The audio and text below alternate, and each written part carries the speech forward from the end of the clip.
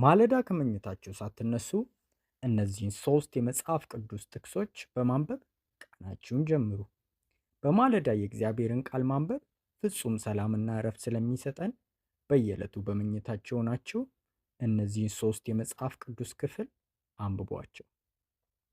መዝሙር 63 በመኝታዬ አስብሃለሁ፣ ሌሊቱንም ሁሉ ስላንተ አሰላስላለሁ።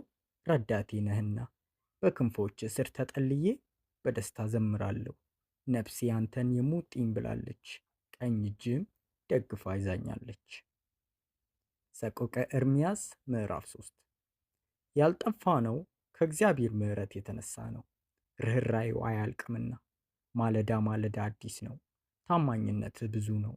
እግዚአብሔር ዕድል ፈንታዬ ነው፣ ስለዚህ ተስፋ አደርገዋለሁ። እግዚአብሔርን በተስፋ ለሚጠባበቁት ለምትሻው ነፍስ መልካም ነው። መዝሙር 90 በማለዳ ምሕረትን እንጠግባለን፣ በዘመናችን ሁሉ ደስ ይለናል፣ ሐሴትም እናደርጋለን። መከራ ባሳየን ዘመን ፈንታ፣ ክፉንም ባየንባቸው ዘመኖች ፈንታ ደስ ይለናል። ባሪያዎችህና ሥራህን ልጆቻቸውንም ምራ።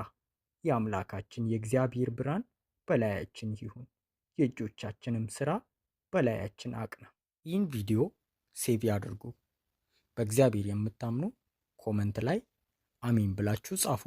ሌሎች ጋር እንዲደርስ ሼር ያድርጉ።